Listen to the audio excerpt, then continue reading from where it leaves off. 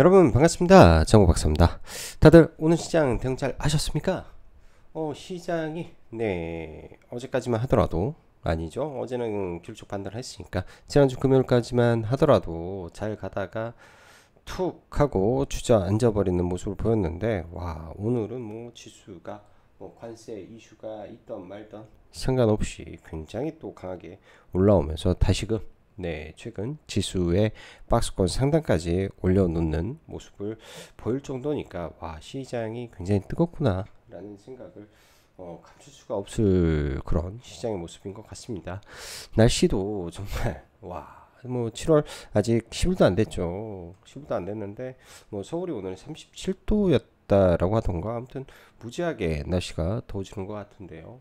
다들 더위 조심하시기 바라고 사실 뭐 날씨가 이렇게 더워지는 걸 보면서 와 기후 온난화 관련된 종목군들 기회가 되면 여러분들과 공유를 하면서 사야 되겠다라는 생각도 좀 들더라고요. 뭐 해마다 뜨거워지는 이 기후의 변화를 보면은 사실상 글로벌리하게 에너지 하고 있는데 손 놓고 있는 거 보면 나중에 이거 재앙이 올 수도 있겠구나라는 뭐 개인적인 그런 생각이 오늘 문득 많이 났습니다. 와 그 정도로 많이 더운 것 같아요. 자 벌써 시간이 9시 20분이네요. 바로 시작해 보도록 하겠습니다. 들어가기 앞서서 카페 라이브 방송 가입 진행하고 있으니 관심 있으신 분들은 유료니까 유료로 가입하시기 바랍니다. 자꾸 뭐 쪽지로 어떻게 들어가냐 아프리카 TV 들어왔는데 비밀번호 뭐냐 그러지 마시고요. 유료기 때문에 유료로 가입하셔서 보시면 됩니다. 자 그럼 바로 시작해 보도록 하죠. 지수 하락했나 할 정도로 어느덧 신고가 구간까지 올라왔습니다. 우리는 여기서 두 가지 시나리오가 있겠죠. 지수가 신고가를 가게 된다면 그럼 어떤 게 지수를 끌고 올라갈 것인지에 대한 고민을 해보고 대응 시나리오를 짜본다. 첫 번째. 그리고 지수가 박스권으로 갔을 때 이번에 지수의 반등에서 어떤 종목이 제일 강했는지 보면서 이러한 종목군들이 강했구나 라는 것을 인지해 놓고 대응 시나리오를 짜본다. 그러한 종목군들이 눌렸을 때 들어간다. 뭐 이런 것뿐이 없지 않나 싶습니다. 왜? 제가 아는 시장의 주도주 좋은 종목군들 여러분들이 주식하시는 분들이라면 다 똑같은 관점에서 좋은 종목은 좋은 종목이구나 생각을 하고 있겠죠. 시장은 지금 그래요. 시장이 뜨겁고 강하고 한 흐름 속에서 우리나라 시장도 미국과 똑같이 미국은 빅테크 기업들만 꾸준히 올라가지 않습니까?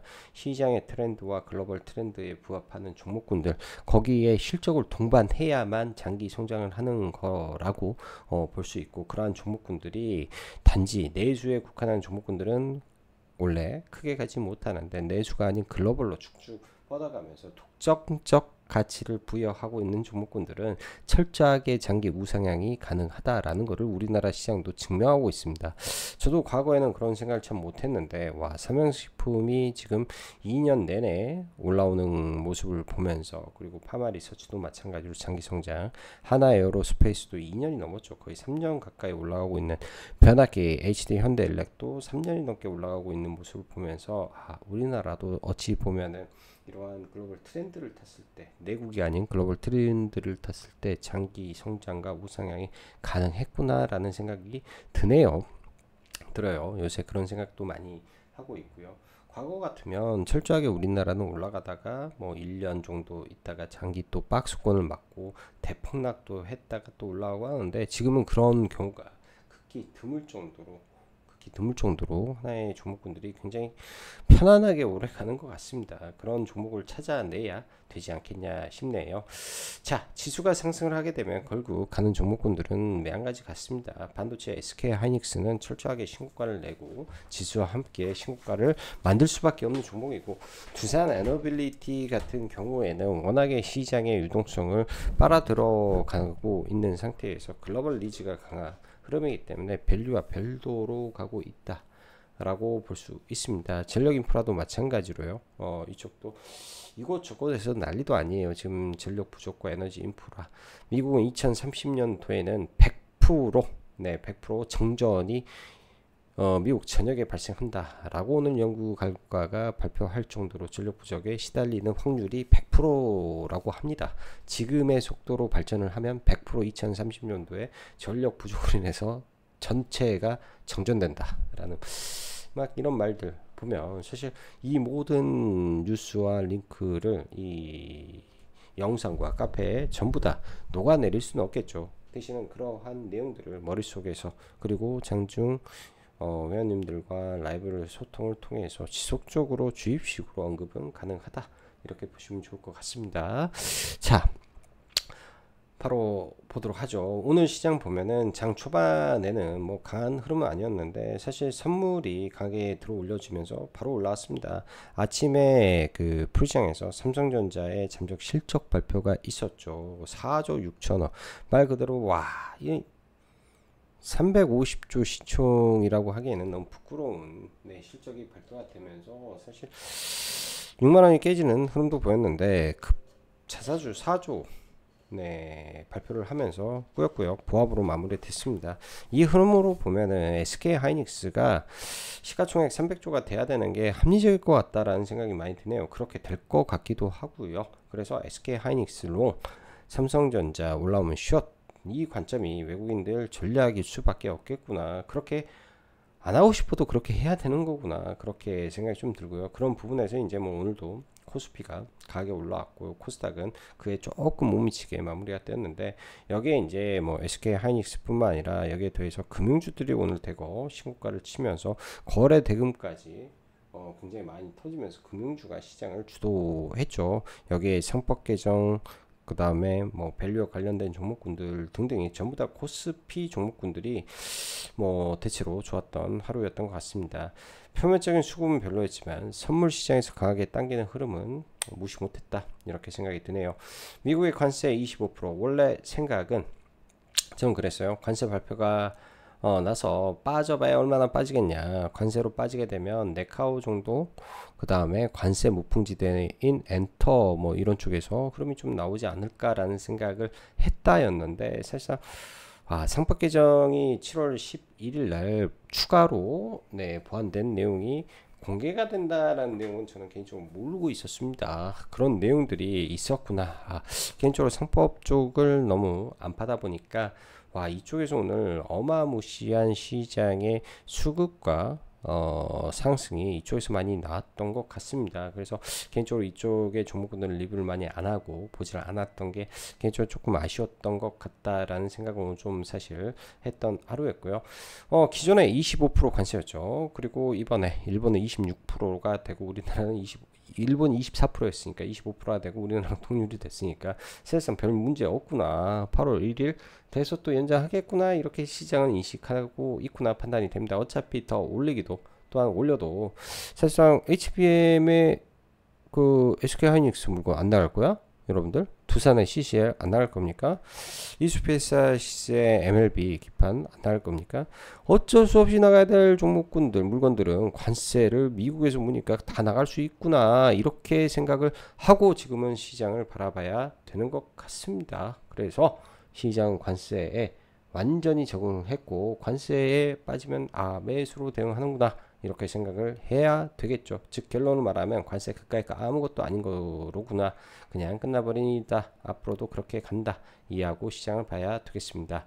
오늘 장 초반 3전의 실적 쇼크 이제는 SK 하이닉스의 실적 반정 실적의 반 정도뿐이 안 나와버리니까 처참한 결과 같고요. 4조 6천억 벌고 4조를 자사주 매입하면 돈 더 써서 돈 벌어야 되는 게 아닌가 싶네요. SK하이닉스 더 올라갈 것 같습니다.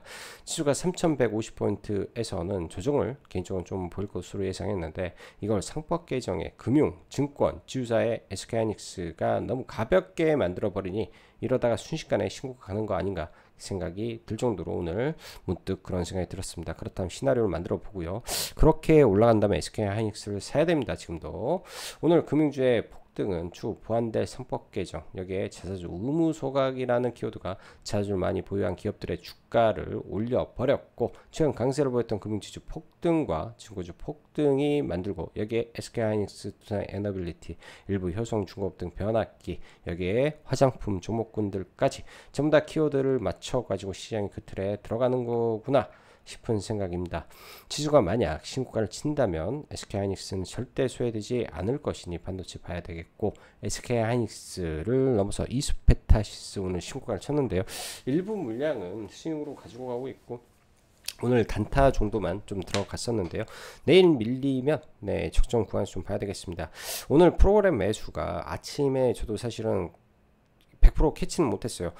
라이브 방송 진행 중에 회원님들한테 아침에 거래 대금이 330억 들어왔는데 프로그램 매수가 140억이나 들어온 거예요. 그래서 이거 좀 이상하다.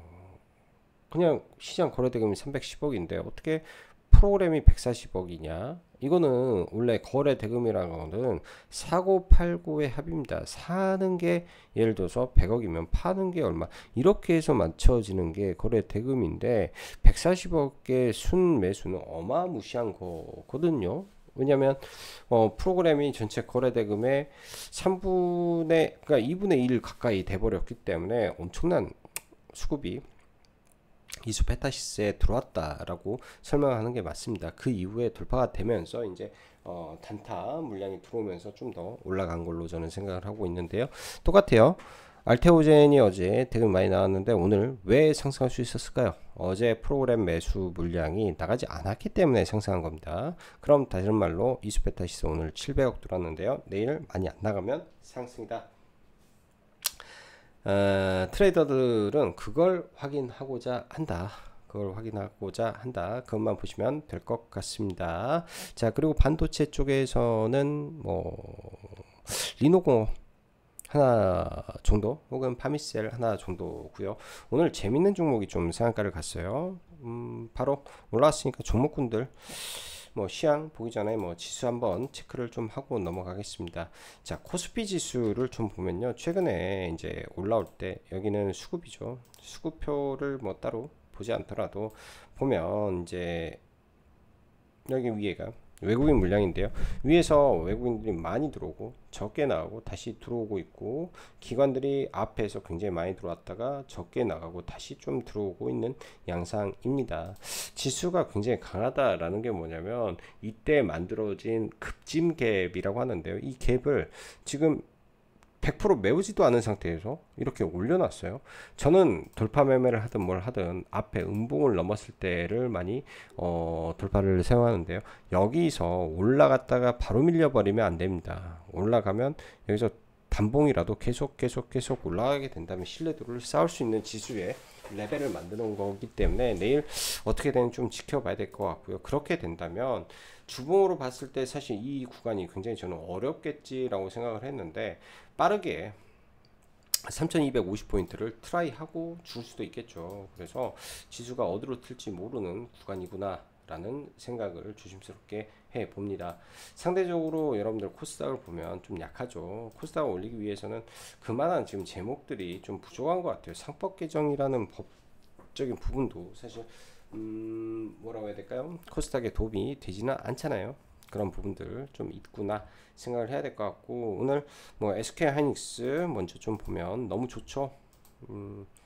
3일에 빠진 것들을 21선에서 그리고 여기 갭 구간에서 어느 정도 회복하고 올라왔습니다. SK하이닉스는 주기 때문에 신고가 간다라고 생각을 하고요. 밀리면 5일선 기준에서 눌림으로 들어가서 신고가 들어도 될 것 같고, 이수페타시스는 지난번에 이제 이 근처에서 좀 잡았던 물량 아직도 좀 가지고 있는데요. 신고가까지 회원님들한테 보자라고 했던 부분인데, 일단 오늘 좀 돌파가 나왔습니다. 저도 돌파 바로 할까 말까 하다가 57,000원 돌파할 때 그때부터 조금 분할로 여기서 57,000원 돌파 할 때 좀 들어가서 일단은 6만원 근처까지 가서 좀 분할 매도를 좀 다 했는데요. 내일 좀 빠지면 이거는 좀 받아봐야 되겠다 일단 생각이 드네요. 분봉상으로 보면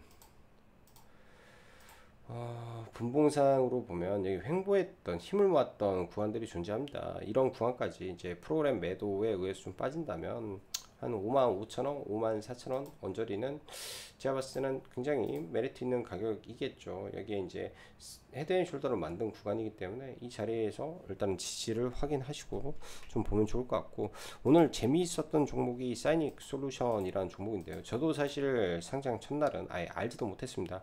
근데 삼성이 아닌 SK 하이닉스의 유일한 벤더사라고 합니다. 파운드리 벤더사.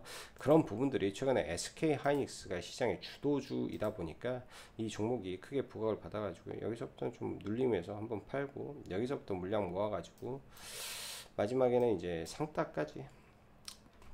상따까지 해서 일단은 물량 채워가지고 좀 넘어왔고요. 내일 아마 갭 뜨면 다 팔 건데 좀 신기한 종목이라 관심을 좀 가져보려고 합니다. 자, 그리고 반도체에서는 리노공업, 그나마 다른 종목군들 대비해서 양호해 보이는 게 리노공업 정도고, 그 외에는 삼성전자 개차반인 것 같아요. 지금은 삼성전자. 근데 올라오면서 지수 올리는지 또 뭔가 이벤트가 있는지 아무튼 체크는 하고 봐야 될 것 같습니다. 먼저 반도체 봤고요. 반도체 봤고, 원전 두산에너빌리티는 밸류로 보면 참 사기는 어려운데 시장에서 절대 소외가 안 된다라는 느낌이 굉장히 강하게 듭니다. 그만큼 뭐냐면 이 구간에서 이 박스권으로 갈 가능성이 높겠구나라고 봐야 될 것 같아요. 결국은 또 다시 위 상단까지 트라이 해놓고 또 죽고 박스권을 갈 것 같아서 박스권 매매 전략으로 봐야 되는 종목 같고요. BHI도 참 좋은데 일단 좀 들어 올려 놨습니다. 실적이라든지 이런 부분에서는 빠지지 않는 거고, 현대건설도 흐름을 올려놨기 때문에 아직 살아있구나 정도로 생각을 해놓고 좀 봐봐야 될 것 같습니다. 적극적으로 매매하기는 좀 부담이 되는데 봐야 될 것 같고요. 오늘 화장품 섹터가 어제 먼저 많이 올랐죠. APR이 어제 일단은 이 하락 3일간의 하락을 거의 한 방에 회복하고 오늘은 신고가까지 만들었는데요. 오늘부터 아마존 프라임데이가 4일간 진행이 되는데 과거 이틀간에서 4일로 확대되었다라는 점이 좀 더 부각이 되고 있습니다. 시총이 좀 부담이 되긴 하지만 주도주가 신고가를 가면 한 번 더 좀 달려갈 수도 있겠죠. 그런 관점에서 뭐 짧게 3일선 기준 잡고 트라이 해보면 될 것 같아요. 달바를 넥스트레이드에서 아마 매매를 좀 했던가, 많이는 못 먹었어요. 1.5%인가 2%인가 만원 전에 들어가서 20만원 전에 들어가서 20만 1,500원 22만원인가 팔아서 2.5%인가 먹었는데, 와, 이 정도로 가버릴 줄은 상상도 못했던 종목이었던 것 같습니다. 내일 좀 밀리면 좀 봐봐야 될 것 같고요. 에이블 CNC가 또 바닥권에서 최대 거래량을 좀 터트려 놔서 이 종목은 그냥 거래량 관심주 정도 흐름에서 봐봐야 될 것 같네요. 자, 그리고 화장품은 이 정도에서 파마 리서치 신고가 한 거 잘 가고 있구나 정도로 해석을 해야 될 것 같고, 오늘 금융 지주가 엄청 매우 강력하게 뜨거웠습니다. 사진으로 잠깐 보면 오늘 시장 보면 삼성전자, 빠졌지, SK 하이닉스, 그리고 이 크기 보세요. 이 크기가 삼성전자랑 맞먹죠. 여기서 이제 뭐 이런 지주사라든지 해서 뭐 이 종목군들의 시가총이 거의 250조 정도 그 이상 되는데, 얘네들이 이 정도 올랐으니 지수가 안 오르겠냐? 안 오르는 게 이상하지 않냐? 세상에 금융지주들이 이 정도 올랐으면 말 다 한 거 아니겠습니까 오늘? 예? 내일은 아마 이렇게 올라가게 되면 하루 정도는 쉬지 않겠냐 생각이 듭니다. 뭐 일반적인 종목군들은 그러려니하고, 신영증권이 오늘 상한가에 들어갔는데 자사주 비율이 무려 56%나 됩니다. 자사주 의무 소각을 하게 되면 56%의 비율이기 때문에 소각해야 되나, 이것 때문에 지금 상한가를 가버렸다라고 봐야 될 것 같고요. 뭐 대웅이라든지 롯데, 지주라든지 이런 종목군들이 그런데 포함이 되기 때문에 이런 게 있구나 정도로 생각을 하시면 될 것 같습니다. 매매를 할지 안 할지는 모르겠는데 이런 게 있구나 정도 생각을 해야 될 것 같고요. 그리고 11일 날 이슈가 하나 있기 때문에 그때까지는 좀 움직일 수도 있겠거니 해야 될 것 같네요. 자, 그리고 관세의 무풍지대라고 볼 수 있는데, 디어유가 다시 올라와서 신고가를 치려고 합니다. 디어유도 지금 이거 재치자면 신고가를 갈 수 있기 때문에 눌림을 봐도 괜찮을 것 같고요. YG 플러스가 오늘 장중에 좋아서 회원님들한테 여러 번 이 종목 돌파할 것 같다, 돌파할 것 같다 했는데 끝내 돌파가 됐네요. 저도 그 치과 다녀와서 저녁에 자기 전에 좀 보고 있다가 여기 구간 돌파되는 구간에서 물량을 꽤 많이 모았어요. 여기서부터 이 자리에서 물량을 굉장히 좀 많이 모아가지고 동시호가까지 해서 쭈르르륵 해서 일단은 매도를 하고 마무리를 쳤습니다. 여기서 이제 물량을 이렇게 모아가지고 이렇게 좀 날리고 좀 마무리가 졌는데 YG 플러스가 지금 올라간 거는 기본적으로 MD 매출이 많이 나오는 상태에서 불핑에 대규모 글로벌 공연이 있죠. 근데 11일 날 달려라는 신곡이 발표가 된다라고 합니다. 그래서 내일 아침에 바로 가버리면 좀 그렇고, 만약에 밀리게 됐을 때 지지를 확인하고 뭐 9,000원 라운드 피겨가 있기 때문에 이런 구간들은 뭐 단기든 혹은 단기 신고가를 노려보는 전략이든 아마 시나리오를 만들어서 좀 보시면 도움이 되지 않겠냐 이런 생각이 좀 드는 종목이라고 좀 보여지고요. 나머지 뭐 엔터의 노머스라는 종목이 있는데요. 노머스라는 종목이 오늘도 원래 회원님들한테 추천 종목이었는데 구간이 안 오더라고요. 32,500원이라든지 좀 밑에 31,500원 이 언저리 내려오면 좀 관심을 가져보겠습니다. 그냥 엔터계 실리콘2의 탄생이냐 아니냐 이런 기대감을 좀 가져볼 만한 종목으로 개인적으로 판단을 하고 있습니다. 그래서 이런 종목군들은 체크를 좀 해 놓으시면 좋을 것 같고요. 지금 보면은 이제 조선주, 뭐 하나오션이라든지 젤가다 좀 반등이 좀 약한 것 같은데 사실 실적적인 측면에서는 문제가 없기 때문에 어느 정도 바닥 잡으면 다시 올라갈 가능성이 매우 높고요. 미국의 GE 베르노는 신고가인데 우리나라는 지금 효성중공업만 신고가죠. 지금 산일이 먼저 일발을 치고 먼저 신고가를 만들고 일진이 갈 가능성이 높습니다. 그래서 산일도 그런 관점에서 시나리오를 가지고 보시면 좋을 것 같네요. 자, 시간이 많이 늦었고 날씨가 매우 덥습니다. 다들 더위 조심하시고 맞다, 오늘 동양철관을 말을 좀 못했는데요. 오늘 저도 동양철관을 사실은 매매를 하고 회원님들한테도 오전에는 이거 단타로 이 종목분이 보이지 않는 종목이다 라고 말씀드렸고, 여기에서는 사실은 좀 조정이 좀 이쁘게 나와서 제가 원래 제 스타일이 있는데요. 이 시간이네요. 제가 한참 여기서 매매를 끝내고 이 구간에서는 원래대로 하면 이렇게 가서 이렇게 쌍바닥을 그리고 돌파를 하는 게 좋은 모습인데 너무 빨리 올라와 버렸다. 26%잖아요. 그러니까 너무 빨리 올라와 버렸다라고 말씀드렸는데, 이게 이제 프로그램 매수가 이 당시에는 80억이었어요. 80억이었는데 너무 품매가 너무 많았던 것 같아, 이 종목이요. 그래가지고 여기서 이대로 가버리면은 공략할 룸이 없어서 저는 매매를 나중에는 좀 안 했습니다. 사실 너무 좋았는데 여기까지는 뭐 매매 잘했죠. 불타기 하고 뭐 하고 근데 이후에 조정을 안 주고 가니까 이런 종목군들이 사실은 조정을 줘야 뭐 매매할 룸이 생길 건데 그런 게 없어서 좀 아쉬웠던 것 같아요. 단일 계좌 뭐 지정되고 막 그랬는데요. 일단 봉에서는 이 자리가 굉장히 위험한 자리죠. 위험한 자리에서 있는데 만약에 또 여기가 또 돌파되면 또 새로운 시세가 또 나오는 자리이기 때문에 좀 애매하기도 하고 뭐 좀 그렇습니다. 그래서 보긴 할 것 같아요. 저는 보긴 할 것 같고요. 지금 뭐 관세 협상에는 동양철관이 있고 스테이블 코인에는 다날이 있다. 뭐 이렇게 봐야 되는 거겠죠. 그 정도로 미친 뭐 테마주들이 난립하고 있으니까 그런 관점 좀 봐야 되고, 다날은 최근에 대금이 많이 터졌죠. 투경이라 좀 그런데 보통 투경이라도 5일선에서 아마 지지해주고 또 반등하는 모습 좀 보일 것 같고요.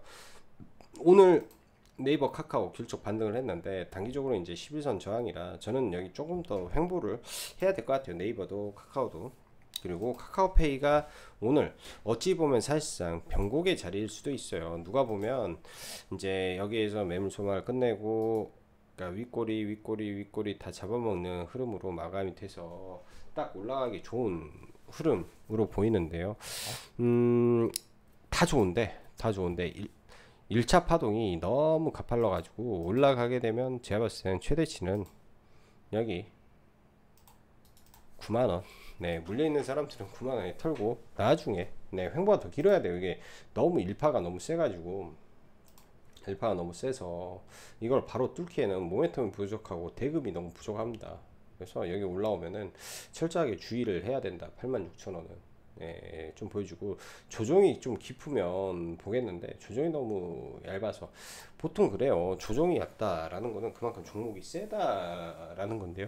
제가 그 스테이블 코인 글로벌 트렌드를 보고 깜짝 놀랐어요. 우리나라만 트렌드가 좀 있지 글로벌 다 죽어버려 가지고, 아, 이런 점은 좀 참고를 해야 되지 않나 모르겠어요. 저도 약간 모르겠다. 아무튼 좀 조심도 할 필요가 있겠다. 그리고 내일 알테오젠인데요. 최근에 이제 알테오젠이 올라온 흐름이 그나마 조금 의미가 있는 것은, 여기 강하게 예를 들어서 거래가 실렸잖아요. 여기서 1조짜리 거래가 실린 공을 지금 트라이를 하고 있습니다. 제가 지속적으로 말씀드리지만 저는 음봉을, 몸통을 뚫는 것을 굉장히 중요하게 생각하는 사람입니다. 그럼 42만 2천원이 이제 장중에 맞고 떨어졌다 뚫으면 다시 이거는 44만원을 향해서 가겠죠. 혹은 그 위를 향해서 갑니다. 각각의 이런 벽을 어떻게 뚫느냐, 뚫을 때 프로그램 매수가 들어와서 뚫고 지지를 하고 올라가면 그때 따라 붙으면 됩니다. 지금은 약간 어정쩡해서 시나리오는 돌파를 하고 눌리면 따라 붙어온다. 이걸로 알테오젠은 보도록 하겠습니다. 물론 저가로 사면 얼마나 좋겠습니까? 지금 어정쩡한 때보다 담은 한 2% 비싸게 사더라도 돌파하고 눌리면서 확인하고 간다. 이게 좀 더 여러분들 확실한 방법이다. 이렇게 설명드릴게요. 자, 오늘도 영상 시청해 주셔서 감사하고, 여기까지 장구 박사였습니다.